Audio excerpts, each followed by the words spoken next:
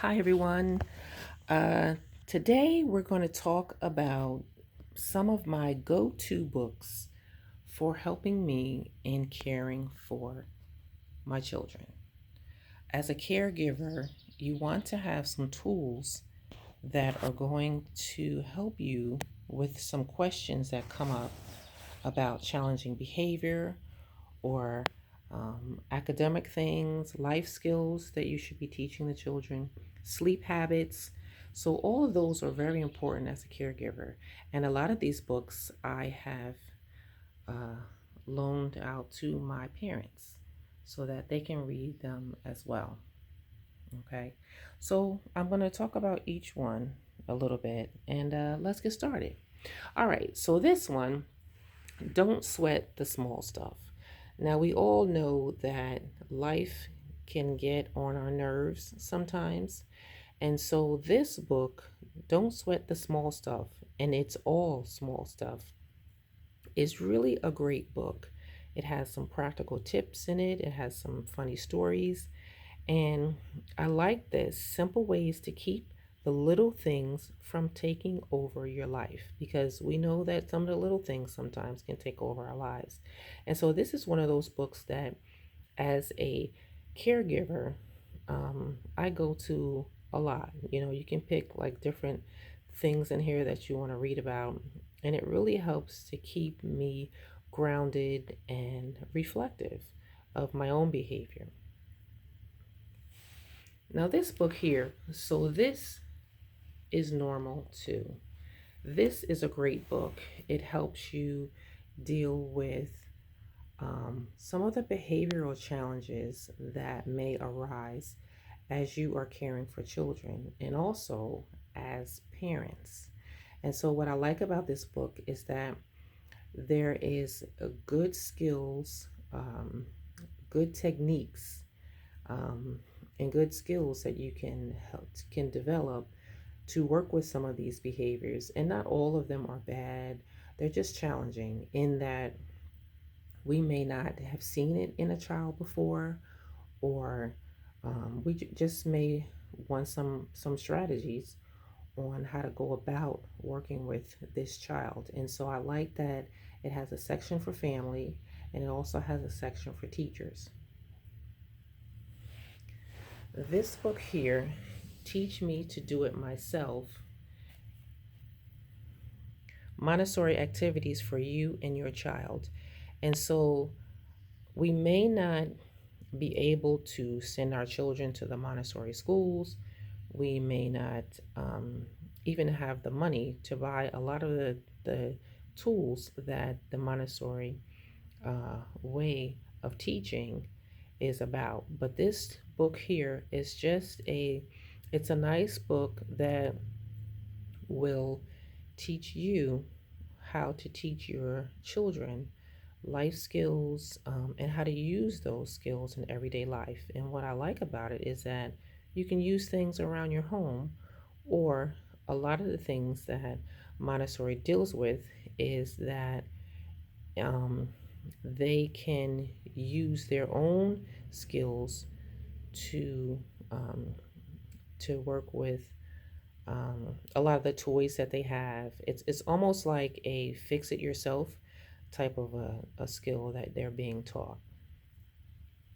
All right, so healthy sleep habits, happy child. This is a go to book for those who may be having challenges with developing routines and schedules for their children, especially when they're infants, um, to develop good sleep habits.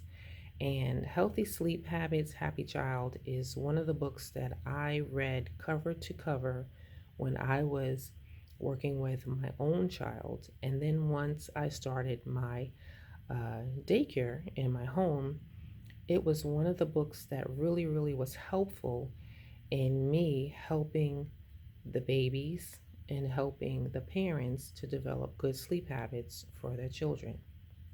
And this does not necessarily always talk about infants, but it talks about infants and up to school age children as well. This book here, Why Love Matters is an excellent book on how affection shapes a baby's brain. And we think that we shouldn't pick the babies up, we shouldn't hold them, but in reality, the affection from that we give to the baby is what helps them develop and helps them to be successful in their sharing of emotions as well, and even in life. And so, giving them a lot of that love helps them to feel safe, it helps them to feel secure, and there's a whole host of other things that we can do. And this book is really helpful in talking about that, as well as giving you some strategies to use for your baby. Now, this right here is not a book, but it is a magazine, and it's called Exchange. And they also have a daily newsletter that they email to you with a lot of good articles in it.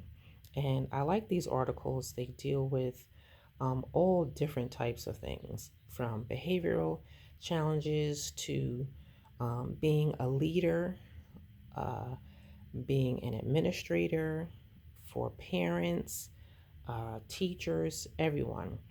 And there's a lot of good information in here that you will read about and you will use as you are working with your children.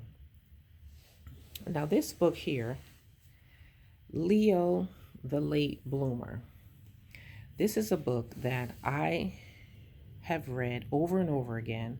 It is also a book that I give to my parents because sometimes they have questions about what is going on with my child. They're not developing properly, they're not doing this.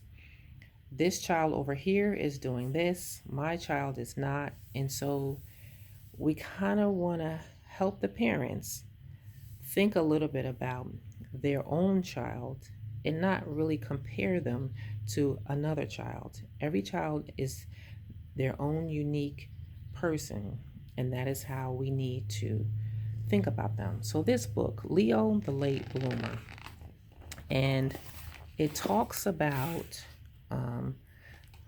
Leo, there he is, and how he's just not doing things like the other children. And so I don't want to read the whole book, but just give you a little bit of idea. Leo couldn't do anything right. And that's one of the things that usually comes out of our mouths sometimes.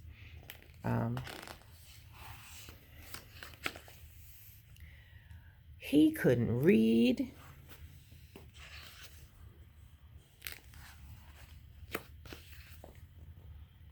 He couldn't write. He couldn't draw. And so you see where this book is going. All right. So he was a sloppy eater. And he never said a word. And so sometimes we get parents who will say, he's not talking, he's not doing anything. What's the matter with Leo? Asked Leo's father. Nothing, said Leo's mother. Leo is just a late bloomer. Better late than never, thought Leo's father.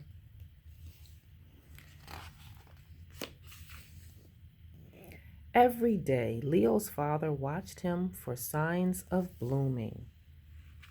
And that's kind of like what we do. We watch our own children to make sure that they are developing the same way as another child. And every night, Leo's father watched him for signs of blooming. So day and night, he watched his son to see if he was blooming. Are you sure Leo's a bloomer? Asked Leo's father. Patience, said Leo's mother. A watched bloomer doesn't bloom. So Leo's father watched television instead of Leo.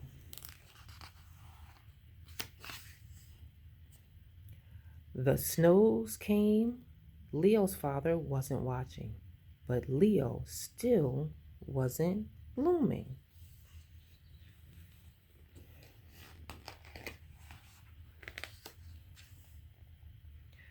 The trees budded. Leo's father wasn't watching, but Leo's still wasn't blooming.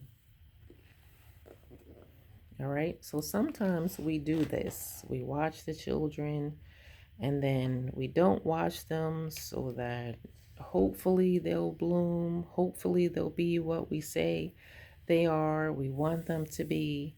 And so a word that was in this book that I love is called patience. And I'm going to stop right there with that book. Pick it up, keep it at your child care center.